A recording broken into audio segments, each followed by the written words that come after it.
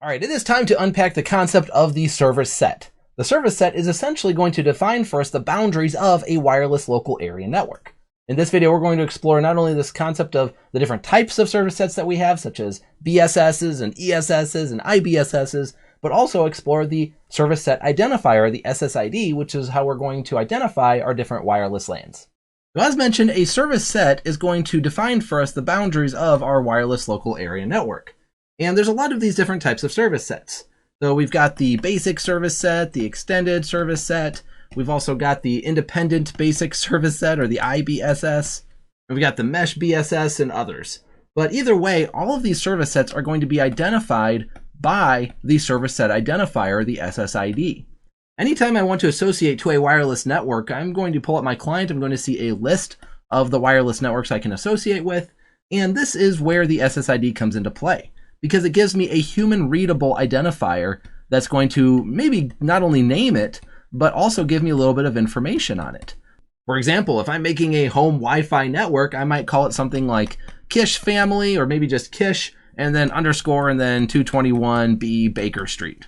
And so this is going to give so much information. It gives my last name, it gives my address, my street address, and so I didn't add street on there, but either way, this is maybe a little bit too much information. I mean, we probably shouldn't be giving away so much personal information in our SSIDs, although the descriptor is certainly going to be accurate. In fact, as I sit here and pull up my list of Wi-Fi networks, I see quite a few of my neighbors do have their last names in their SSIDs, and I would never recommend that. However, jokes aside about naming my Wi-Fi this, I would never do that. This can actually be useful. For example, we might see something like hospital, or maybe it's the hospital name, and then we have hospital staff. And then I might see another one that is also hospital, except this one is hospital guest. And so if I'm visiting a relative in the hospital and I've got some downtime, I might find that, oh, okay, good, I can connect to the hospital guest network, and I don't have to go asking a nurse or an administrator which of these networks I should associate with. I can tell just by looking which one is the one I'm supposed to go with. And so we might find that the hospital staff is really locked down by one of those authentication mechanisms that we talked about. And so even if I try to associate to an SSID that I'm not supposed to be joining, I'm probably not going to be able to get in. And so instead, I'm going to attach to the unlocked or the open hospital guest network. And so an access point is capable of having a lot of these SSIDs. And what we're going to learn is that each one of these SSIDs is capable of placing me onto a different VLAN on the network. And so these are very important, not only from a naming and organizing perspective like this, but also from a network security and network access perspective. Furthermore, we talked about beacons and probes, and I want to clarify a little bit of how beacons and probes operate within the context of SSIDs. So specifically, beacons are still set at roughly 10 per second. However, this is also per SSID. And so if I have 100 SSIDs, that's a lot. Maybe I should just say if I have 10 SSIDs on this access point, then I'm going to be sending out 10 of these beacons at each one of these intervals. So basically at this point, I'm sending out 100 beacons per second. And so the more SSIDs I have, the busier my wireless space is going to be. So that is something we should keep in mind. Now the probe conversation, this gets even a little bit more interesting, because when I send a probe out, I can either send it on a per SSID basis, or we'd send out what we call a null probe. Now, if I send an SSID probe, which is known as a directed probe request, then I'm only going to get access points to respond back to this probe if they support the SSID I'm looking for. However, if I send a null request, which actually, I'll write it out again, I suppose, but it's simply called a null probe request, at this point, all of the access points are going to respond, because I'm just saying, hey, who all is out there? And I'm going to get all that information back rather than only a certain set of access points. And so we do need to keep in mind how beacons and probes operate a little bit differently now that we understand that there's potentially a lot of SSIDs on these access points. Now, we also just got done talking about security, and so we do have a security mechanism that is known as hidden SSIDs. Hidden SSIDs is when we basically tell the access point not to include the name of the SSID inside of the beacons. And so the way this works is, instead of the SSID name, once again, I'm going to borrow this null concept, and I'm just simply going to list out null as far as the SSID name is concerned. The advantage of a hidden SSID is it keeps it somewhat secret. I can't just listen in, for example, on a standard client, and maybe there's, for example, down here, a hospital network that is for the admins. And I didn't even want to advertise that. And so hospital admin is my secret SSID. But there are a few downsides to this. First of all, I can only have one per access point. And the reason for that is probably pretty clear, just because I can't be advertising for a bunch of SSIDs with the same name, with the same null name in this case. So that's the first downside. The second downside is that this is actually easy to crack.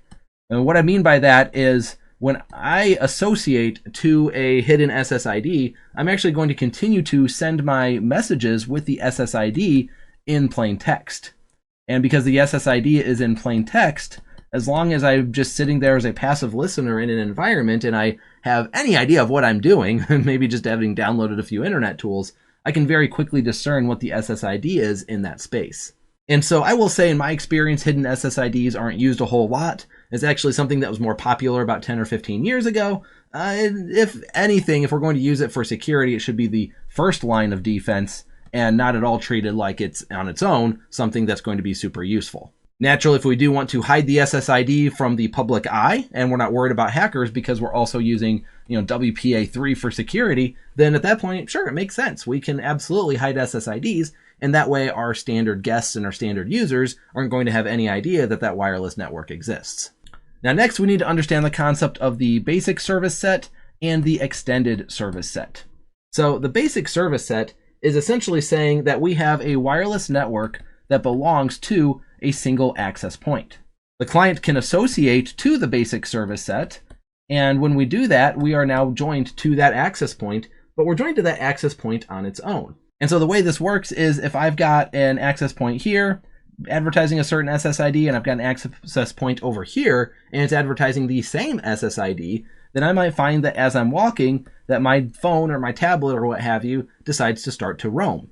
Well, the problem with this is because I'm using only BSSs, which basically means that it's an independent wireless network from the access point's perspective, this roam is going to be very disruptive.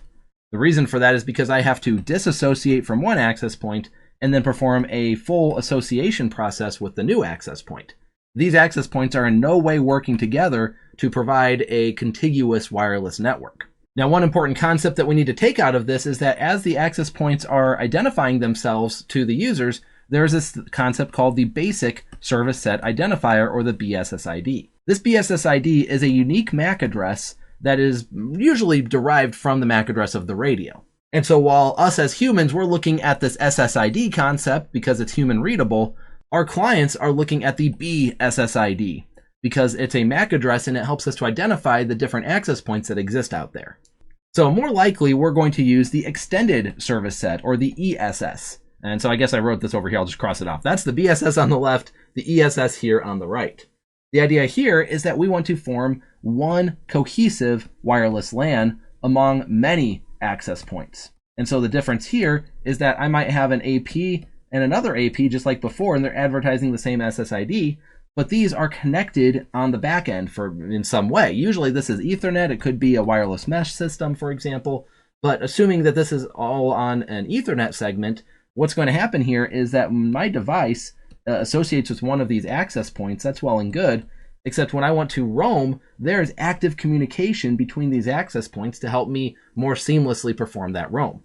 The goal of any roam, as we're going to talk about here in the next video, is that we want it to be seamless. I don't want to have to drop my phone call, for example, just because I go from one access point to the next. Now, as part of this, understand that we still have unique BSSIDs in this case.